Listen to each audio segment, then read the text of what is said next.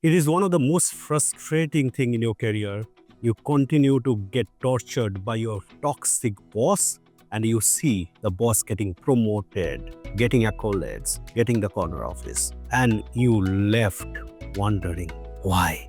So today we are going to dissect the 3 reasons why toxic bosses stay in their role or even get promoted. And stick around till the very end because we are going to take one impossible question and delve deeper into it. Let's first understand the 3 reasons why the toxic bosses stay and even get promoted in the organization. There are various reasons.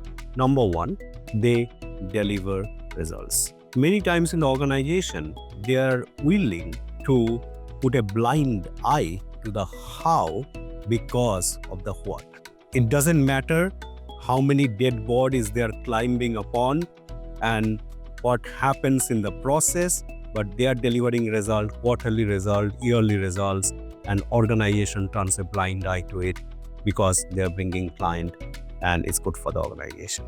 So that's the shield. I call it result shield. Second, not always all the toxic bosses are as competent as the first one I just mentioned. Many of them are inept. I have worked with someone who did not deliver the business result for 5 years. It happened year after year after year, but he was very good at political game, playing the political game, knowing which strings to pull, how to survive in the corporate environment, and stayed in the position for good 5 years. When he was removed from the position, the organization turned around in 1.5 years and became profitable. So, political game. They are Picasso of playing political game and they stay in the role by doing that. May not be for long, but sometimes more than what you think it would be. Third reason, I call it protectorate. The toxic bosses are really the lone wolves.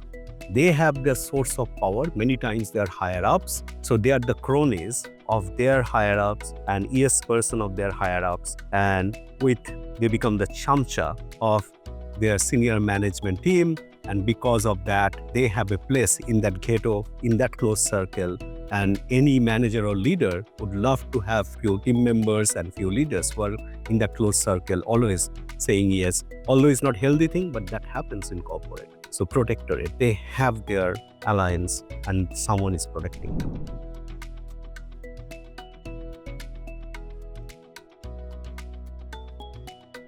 So these are the 3 reasons. Now, having understood the 3 reasons, let's come back to the question. Would you continue to work for a toxic boss and who is very powerful in the organization? Or you rather work for a kind-hearted leader who may not be as powerful in the organization? Very difficult choice, isn't it? And I'll not take you to any of the recent corporate books or leadership books to find an answer. To get an answer, I will take you to something very ancient, Art of War, Sun Tzu. We'll go back to Sun Tzu and see if we take help from Sun Tzu's Art of War, if we can solve this dilemma. First and foremost, as Sun Tzu would have asked you to do, you know your terrain. You first map out that political landscape. So for example, for your boss, you try to understand what is the source of power of your boss, who is a toxic boss, what this person is thriving on, what's their insecurities, and who are the people aligned to him or her, and who are the people against. So you understand that political landscape. Not only that, it's not about knowing your enemy. So know your enemy, that's one. Also know thyself. So you also understand what is your career objective. What you want ultimately is not about defeating your boss or demeaning your boss. It's what career objective you are aiming for and how you want to take up that challenge. Then comes the second. You need to position your forces. In the Art of War, Sun Tzu says, you actually defeat your enemy without firing a single shot. You don't get into a war. So you become smart. In this case, what you need to do, you need to give a perception. You're very loyal to your boss.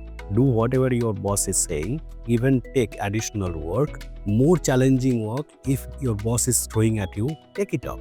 Do a fabulous job. But you are not doing it just for your boss. You are actually doing it so that you can show your competence to the organization. Your target is not your boss, is your boss's peers and superiors. See how you can make your work visible to them. So not only you map out, you also position your forces and play to your strength. And don't get into a battle with your boss. That's a losing battle, especially if the person is very, very powerful.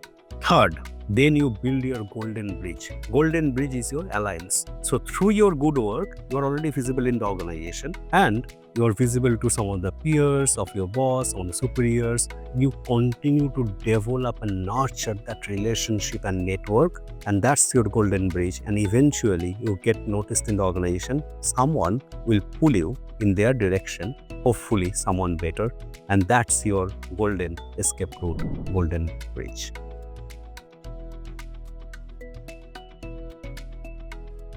Now coming back to the question then, should you work for a toxic boss or should you go for a kind-hearted leader? It's immaterial. You follow the 3 mantras of Sun Tzu's Art of War. Think it like a battlefield. Think it like a chessboard and be good at it. Continue to practice that. Whether the toxic boss would remain in the position or not, then it becomes immaterial to you because you will get pulled into eventually, if you do all these 3, into a better job with a better leader. So all the power to you, and I am sure this will resonate. You will try it out. I'm always there for you and we can have a dialogue and I can help you to think through. Sometimes you need someone to think through or bounce off. Always there for you. Just reach out to me, reach out to Leaderion. We can work together. Thank you for watching.